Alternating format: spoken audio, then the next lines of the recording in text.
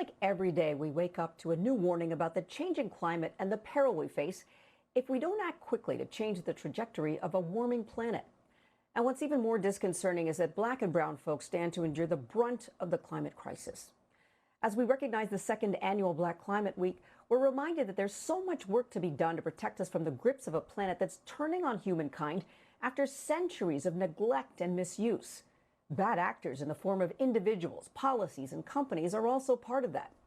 And our next guest is on the front lines doing the good work to turn this problem around.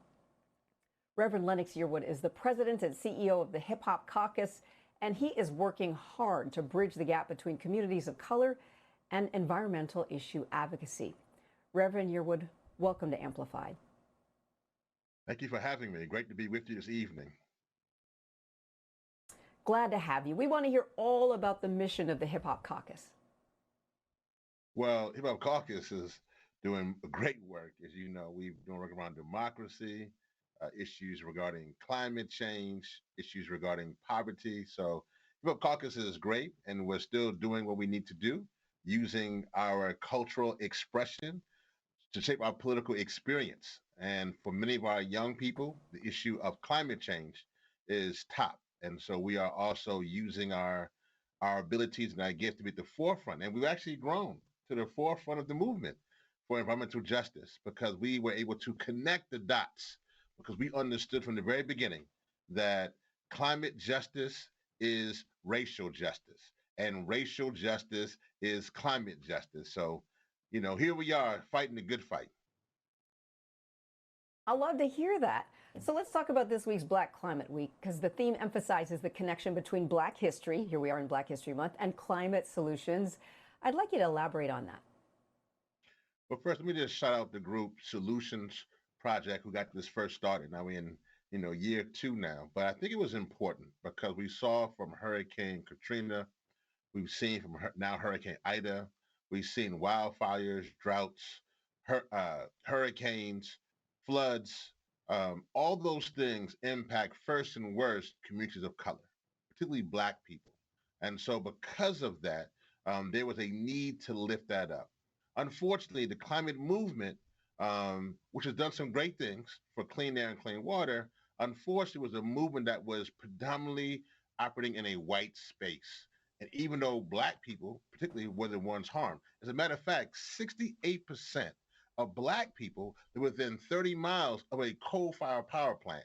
And the destruction from that, from the hurricanes, would decimate their communities. And so it was clear that we need to look at the problems of the climate crisis impacting Black people and brown people and indigenous communities. It was also that we need to look at the solutions of those, because many of those communities down in my home state of Louisiana were taking on Cancer Alley and taking on the petrochemical companies and like Formosa, and are also working in Los Angeles and taking on the oil rigs in their backyard. So it was these Black communities for years who have been taking on this battle. And so here we are, literally now continuing that powerful legacy of Black advocates taking on the issue of climate justice in America. Yeah, grassroots, amazing. So what is the connection then between climate justice and environmental justice? Are they the same? Well, they are the same. I mean, one of the things now we're seeing a lot of it in the Biden, when the Biden administration came into office, it made a plan to put environmental justice at the center of the administration, and that was critical. And I think we need to hear that.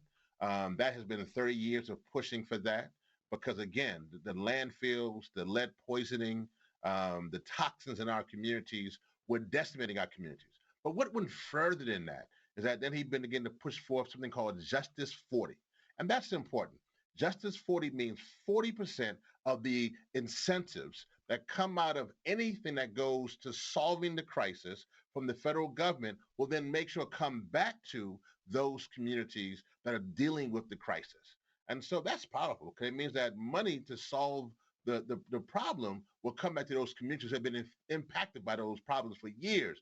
Those who have had cancer and emphysema and asthma, they now can get the money to then fix the problem and be a part of the climate solution. So that's powerful. The other thing to that within the Build Back Better Act, and that you always ask regarding policy, and we're hoping that that can move forward. But regardless of that, there is $550 billion of incentive to move us from fossil fuels to clean energy. Let me say this quite clearly. You know, the issue of climate justice and environmental justice are connected because too many of these companies would put their fossil fuels in our community and it'd be killing us. And so their business plan meant a death sentence for our community. And so this week brings that forward to say that we will no longer be sacrifice zones. We will no longer be the community that is the path of least resistance. We will be the community that will stand up to not only fight for climate solutions, but be the community that demands clean air and clean water, because it is a civil rights issue for us to have clean air and clean water. It is our right to make sure that we have clean air and clean water in our communities. And so that's where we are now, and we're going to continue to fight for that as much as we can. You are doing amazing work. It's absolutely astounding to hear what's happening and the way it's happening from the grassroots going up. We know, of course, there's still people who don't even believe that some of this exists. So Reverend Lennox Yearwood Jr., thank you so much for all you're doing.